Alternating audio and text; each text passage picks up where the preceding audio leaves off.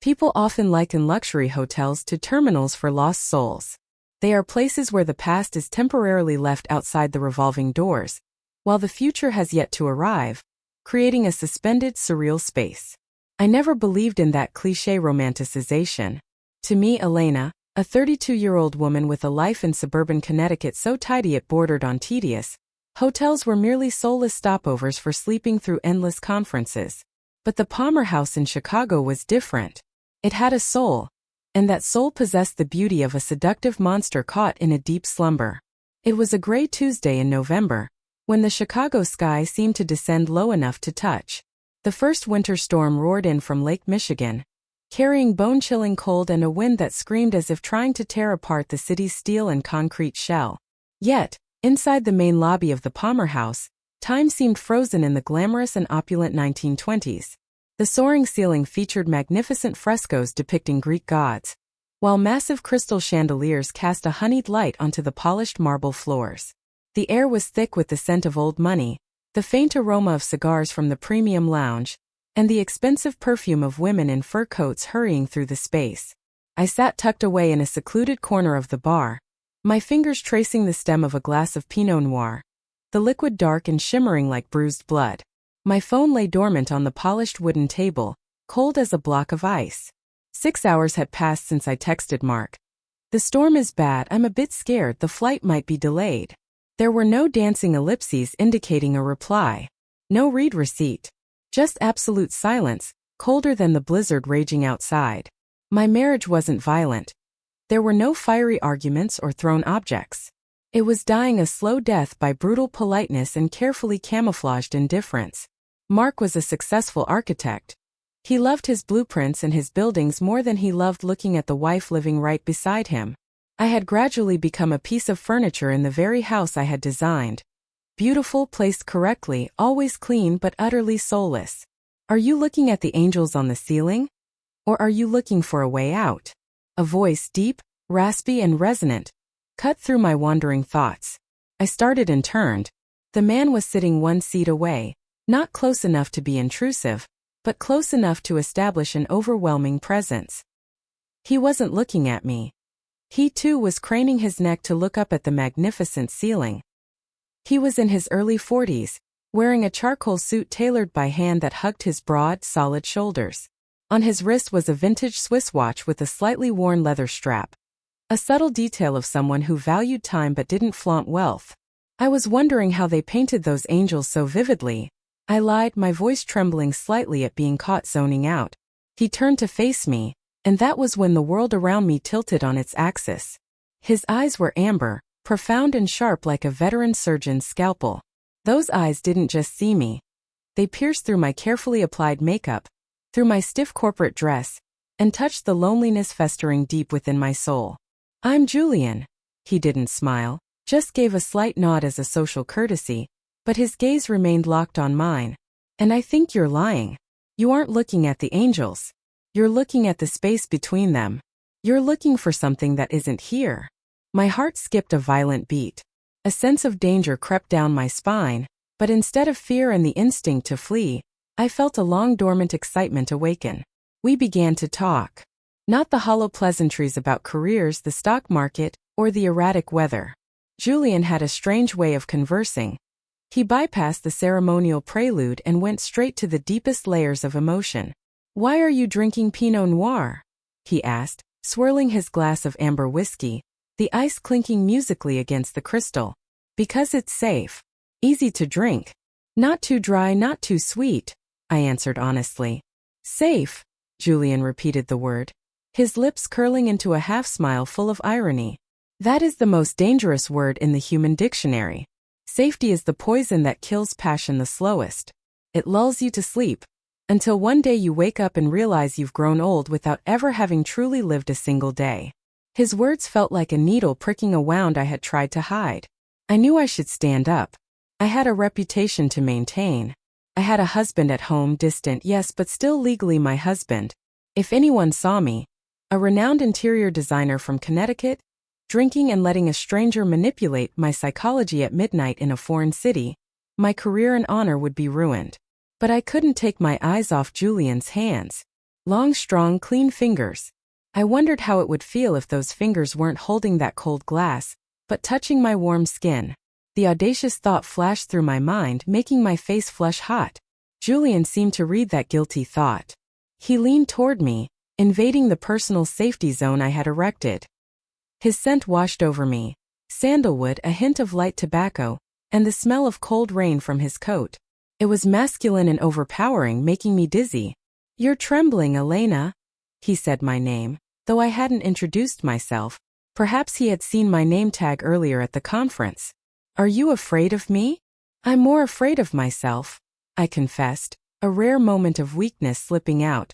Julian stared at my lips, his eyes burning with an unconcealed greedy flame. "Good. Fear is proof that you are still alive. Don't let it go out." The stakes were now clearly laid out before me.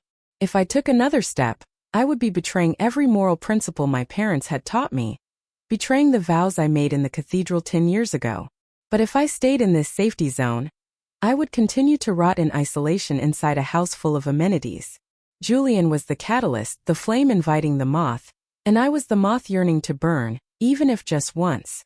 Just as my reason was screaming for me to retreat, reality intervened brutally. My phone vibrated violently on the wooden table. A text from Mark. Finally, he had replied after 8 hours. I opened the device with trembling hands, hoping for an apology or a tender question to pull me back to reality, to give me a reason to stand up and leave this dangerous man. But no. The message was brief and dry. "Busy meeting late with partners. Don't wait up. Sort out your own ticket back tomorrow." 3 cold lines like a bucket of ice water thrown in my face in the middle of winter. No asking if I was safe in the storm. No care for where I was or how I felt. He took my existence for granted like the sofa in the living room. Sit on it when needed, ignore it and let it gather dust when not. At that moment, the hotel's PA system crackled to life with a static-filled announcement. "Ladies and gentlemen, due to severe blizzard conditions, all flights out of O'Hare and Midway have been canceled until noon tomorrow. Police advise no one to leave shelter. The hotel will be locking the main lobby doors in 30 minutes for safety." We were trapped. The outside world had slammed shut. No more Connecticut, no more indifferent husband, no more rigid social norms. Only this hotel this night and the dangerous man sitting next to me. I looked up at Julian. He showed no surprise or worry, as if he had known, or as if he himself had commanded the storm to keep us here. "It seems even God wants you to sin tonight," he whispered, his voice raspy and magnetic. He stood up, extending his hand toward me. Not the polite invitation of a gentleman, but a challenge full of pride. "Let's go.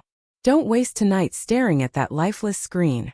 I looked at his hand, then at the dark phone screen.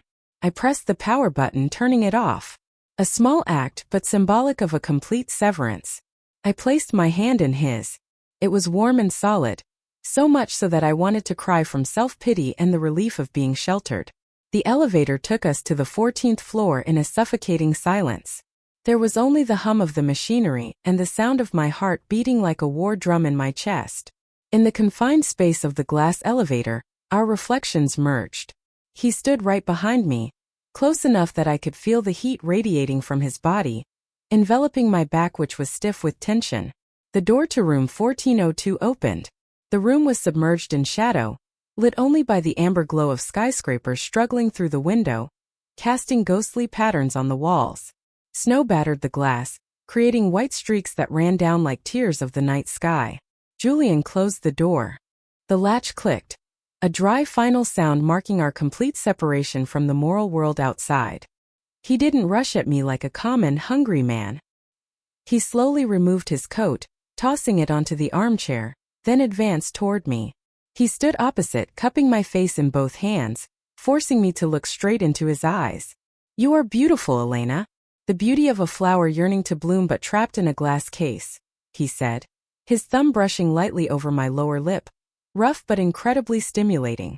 When he leaned down, the first kiss was not a conquest but an exploration. His lips were warm, tasting of bitter whiskey and the sweet taste of forbidden sin. But then very quickly the kiss deepened, becoming frantic. He kissed as if he wanted to drain my oxygen, kissed as if tomorrow would never come. My reason shattered into pieces. I wrapped my arms around his neck, pulling him closer, wanting to dissolve into this stranger. Our bodies pressed together, leaving no space for hesitation. His hands began to move from my waist, sliding up my spine, then slipping under the thin silk of my blouse. My skin felt as if it were catching fire under his magical touch. Everywhere his fingers grazed, my nerves seemed to wake from a long coma, singing out in ecstasy.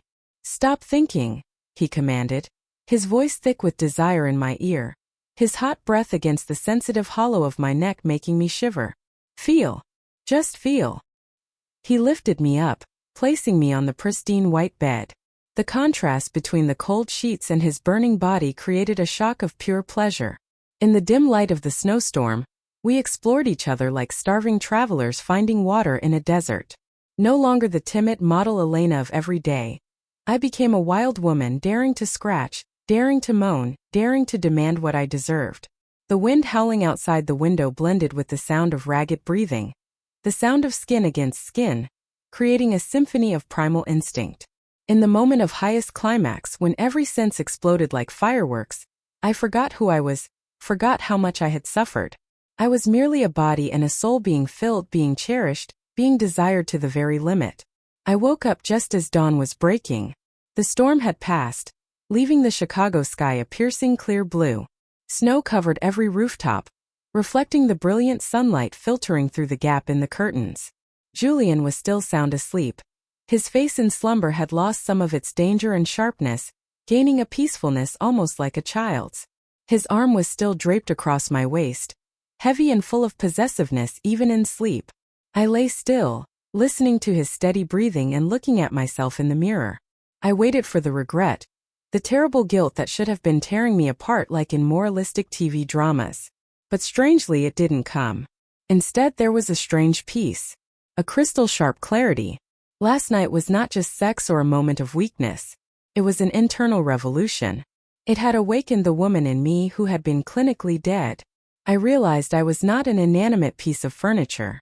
I had blood, I had flesh, I had burning desires that needed to be met. Mark hadn't done that not because he couldn't but because he didn't want to and he didn't value my emotions. And I had stupidly accepted that coldness for too long under the label of a happy family. I gently lifted Julian's arm, got out of bed and dressed. I didn't wake him. Some moments are most beautiful when left unfinished. A tearful goodbye or a promise would ruin the perfection of last night. I took a red lipstick from my purse and wrote on the bathroom mirror in crimson letters, "Thank you for seeing me." When I walked out of the Palmer house, the doorman smiled and pulled open the heavy glass door. I took a deep breath of the freezing post-storm air. It made my lungs ache, but it also made me more awake than ever. I hailed a taxi to the airport to return to Connecticut. I would return to that house, to that husband. But I would no longer be the submissive Elena of yesterday. I would no longer beg for scraps of attention. I would live for myself. I would demand what I wanted, and if Mark couldn't provide it, I knew I had the courage to leave, or to find happiness elsewhere. The secret of this night would remain forever in room 1402, buried under the white snow of Chicago. But the fire Julian had lit inside me, I would carry for the rest of my life. It was not the end of my marriage, but the end of my resignation, opening a new chapter where I was truly the protagonist of my own life.